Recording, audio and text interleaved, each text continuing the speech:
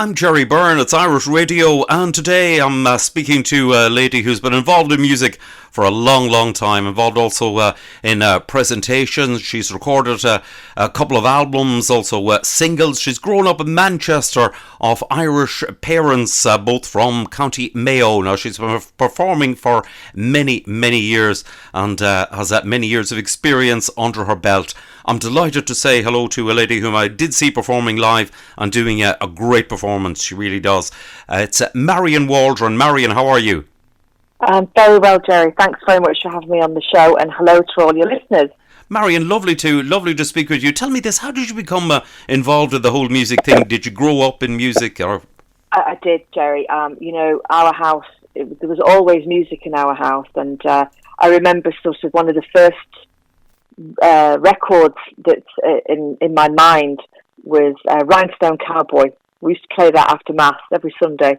And then, of course, all those trips to Ireland with Brendan Shine, Foster and Allen, Big Tom, Margot, Philomena Begley. So it was ingrained in us, really. And we grew up listening to Irish country music and country music in general. So it was something that was always there and I loved.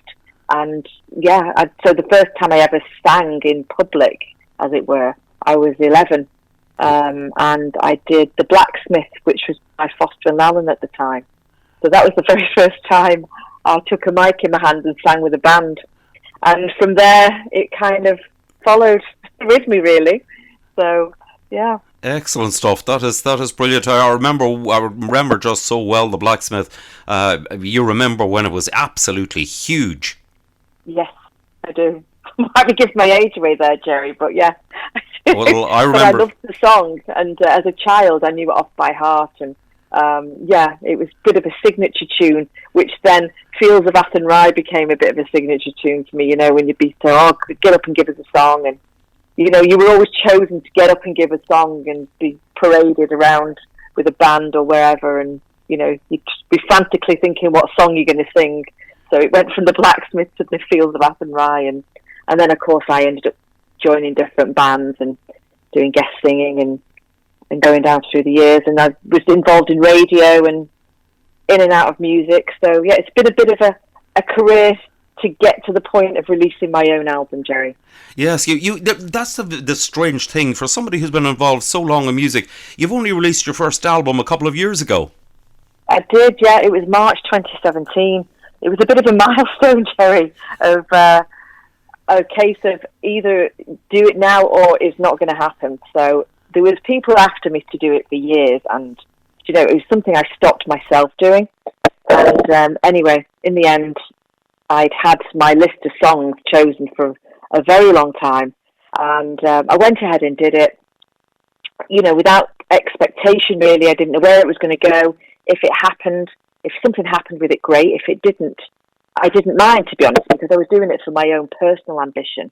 Anyway, we released it and it got fantastic reviews and airplay, and before I knew it, I was kind of doing the Manchester Irish Festival to 1,000 people in the town hall, and I hadn't actually sang in public for 9 years at that point, so that was a big deal, sort of doing 1,000 people in an audience. And from there, all the bookings started coming through. I did the Crawley Irish Festival that year. I was in Ireland doing a tour around Mayo, the Manchester Trad Fest. I was doing various other gigs, sort of things. So, you know, your booking started off and then progressed to the following year. I did Crawley Irish Festival again. I was in the States. I was invited to perform in New York with Gertie Byrne on one of her Irish weekends, because I'd been in New York, I'd done the Irish Centre in Mineola, and from there she'd heard about me and asked me to go back.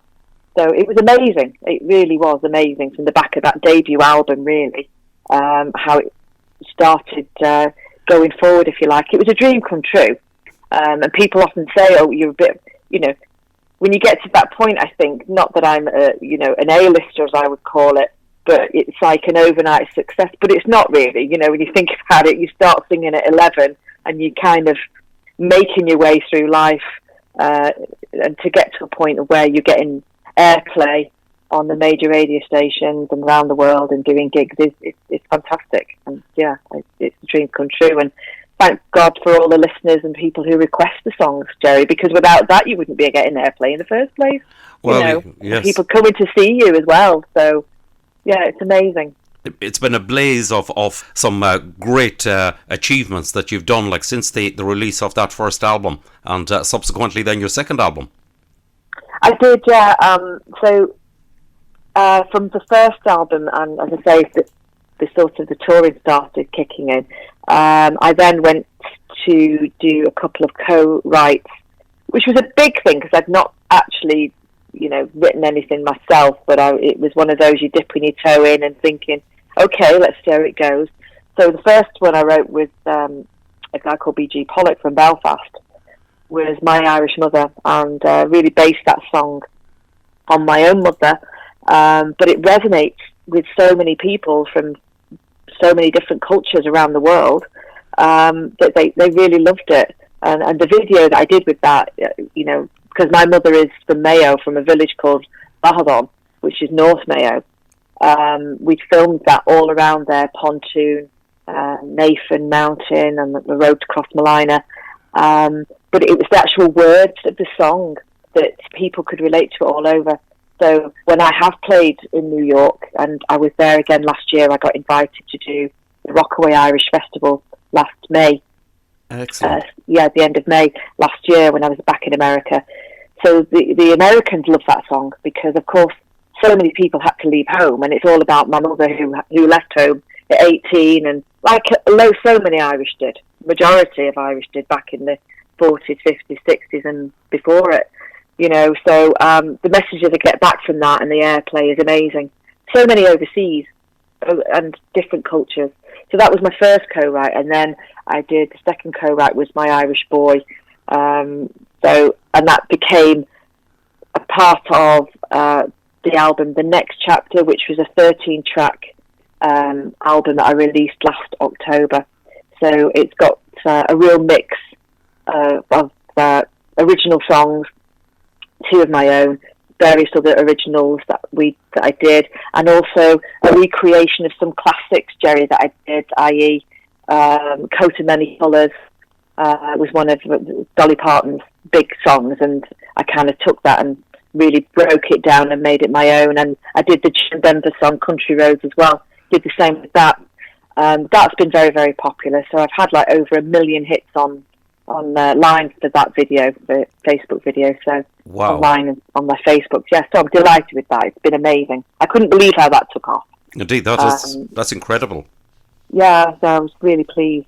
But again, it's down to people who follow your music, who request it on the radio stations or request it on the TV programs, your music videos that are on all these music shows, and write in or follow me on the social media. Only for these people do you get your music out there and you get feedback from your music. I mean, I love doing it anyway, but it's just an even bigger buzz when you get people who enjoy your music. Indeed, so that's the thing. And one of the things which actually is amazing. I mean, back 20 years ago, 15 years ago even, you could never ever believe that 1 million people would actually see a song of yours. I mean, it was inconceivable at that time. It's still inconceivable to me, Terry. I'm like, honest to God, when I was seeing these figures, I'm like, is there something wrong with it? It was like, and they were just like tripling. But this video has literally gone global, and then of course it just went like on a viral, really, that people were sharing it and liking it, and from countries so all over the world. I just couldn't believe it, but I was amazed. So yeah, I mean, 15 years ago, you're saying, but even now to get people to the over 1 million is amazing.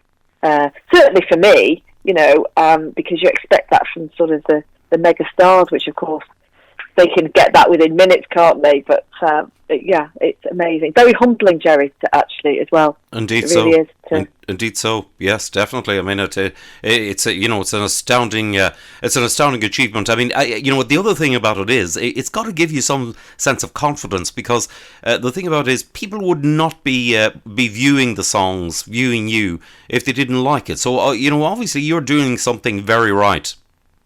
Well, thank God, I must be, I suppose, or I've connected with people on a certain level with the songs that I'm doing. A lot of the songs I choose have been the ones I've recreated anyway and done my own version of, have been childhood ones that I grew up with and loved. And they all mean something to me, but they obviously connect with the listener on some level, because within my music there's a mixture of Irish, country, love songs. There's a message in all of them.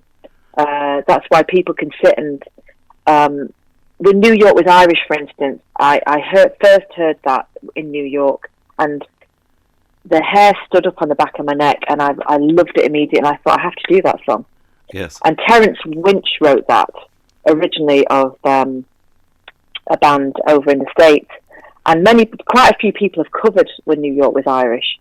But I went back last year and filmed the video on location all around New York.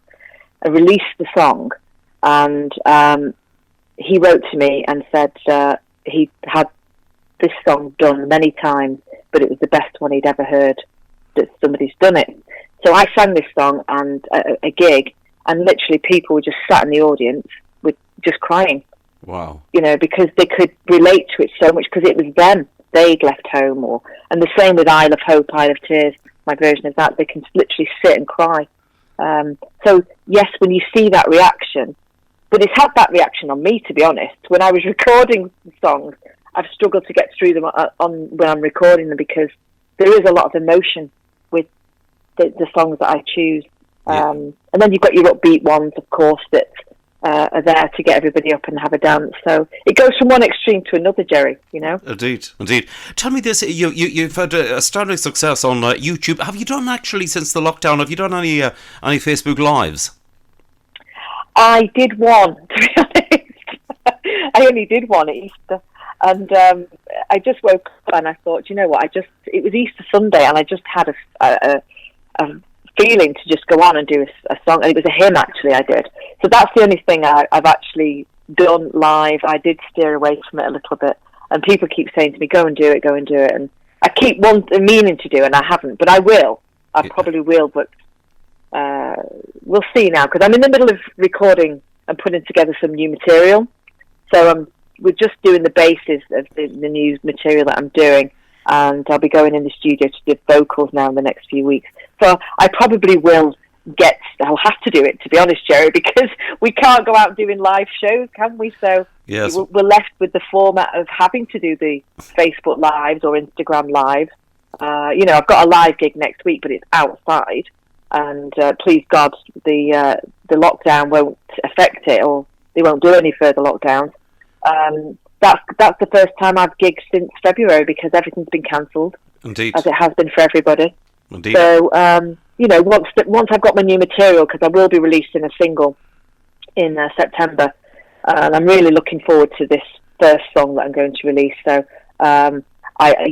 in order for people to even hear it or present it, I'm going to have to do something like that. So, indeed, because watch this space. Yeah, exactly. No, I can't tell you. I say this to many singers I've talked to, that the number of views that people actually get doing Facebook Lives, any television channel would be more than happy to have those numbers. I mean, some people are getting astounding reactions and astounding viewers. Yeah, they are. And it looks easy, but the ones that you've got to live and sort of set it all up, there's a lot of work goes into it. I know a couple of people who have done it sort of with their bands, for instance. So you've got the people where you just kind of sit in front of your phone doing it, and then you've got the other kind of ones that are going on that require a bit more planning and, to be able to do a nice show for people to watch. But it's a fantastic format for people to be able to sit on a Saturday night and get some live entertainment that they can't go out and get anymore at the moment. Indeed, Indeed. So, tell me this: the proposed gig you've got on this Sunday. Where is it, and what's it about? So it's at the Irish World Heritage Centre in Manchester, in Cheetham Hill. So it's a fundraiser that there's a sort of a whole afternoon. They've put something on for kids. It's a nice family day, so people can come sit outside, please God, the weather's going to stay. Social distancing. We've got there's a guy called Peter Milet on, who's the guy singer from Mayo. Yes, myself, and a Motown band is going to be on. So they've tried to sort of, do a whole range for everybody. You've got your Irish country music going on, got a bit of Motown, there's also a DJ. They've got tables and chairs outside, waitress service for the bar. So, they've tried to cater for everybody. It's free entrance in. And of course, they're just going to be sending buckets round to people to donate what they can to help keep the club going. Because all of these places now that have not been able to allow anybody in, of course, they're all going to suffer. All our Irish clubs that have been there for years and years, we need to support them and our community and the artists, as well. Indeed so. Everybody's, I guess, had a hit. They've been hit by it in some way, shape or form, and obviously there's been terrible tragedies with death, and I hope all of that is going to be easing now for people. So hopefully it's a time where people can get out and come and see their friends, sit and listen to some Irish music or Irish country music and have a good time. Yeah. It's a long time since people were able to get out and about. Indeed so it is. And, heaven only knows, things change by the day, and it just, no one really knows as to what the whole situation will be or how it will all pan out, because it is, changing, as I say, practically every day. So, all one could do is sort of fingers crossed on the whole situation. I don't think there's been any other industry which has been quite literally wiped out as much as the arts, music and entertainment. You're spot on, Jerry, and I guess I know the government's had a big job to do, and eventually the arts did get some money given to it, but how much of that is going to trickle down to the country clubs that are up and down the country, or the Irish clubs that have been there for 50 years plus, to keep them going? I don't know whether that's going to happen, because it's only people coming in and artists playing that keeps these clubs going. There's still bills to pay, so whatever we can do, we're doing to help the communities and keep things going. And please God that we will be able to go back soon, and that they're going to stay open and they'll be still there. Some of the country clubs that I was playing last year, they still send me messages saying they can't wait to at least get back and see people and things like that. So fingers crossed. But all we can do now at the moment is a few outdoor gigs, and that's not going to last very long, is it, with the winter coming in? So indeed, so that's that is the other aspect of it. In that, yes, when when the temperature is about 4 degrees, when it's raining or no, nobody's going to want to be going outside. So it's either going to be Facebook or Instagram lives or nothing. Indeed. Of course there are some TV shows, and I was due to record my 3rd series of my TV show now, March, April, and we managed to get a couple of shows filmed, but we had to postpone the rest of it because I couldn't even get to Ireland with the quarantine and everything else. So, to go over and do a weekend worth of filming, I've got to quarantine for 2 weeks. So, it's not feasible, really. Yes, it's not. So it's on the back burner now, but hopefully in the near future I'll get to do the 3rd series and people can still watch that, which is Country Favourites with Marian on Spotlight TV. Right. So fingers crossed. Fingers, yeah. I think with the whole lot, Marian, it is fingers crossed. Listen, it's been lovely to catch up with you. Lovely to have a chat with you. And listen, I wish you all the success in the world. And if you keep going the way you're going, you're definitely going far places. And fingers crossed for health and safety and all the rest of it in the times that we've got. Thank you very much, Jerry. Thanks for having me on, and thank you to all your listeners who tune in and hope, if they've requested any of my music in the past, then thank you so much.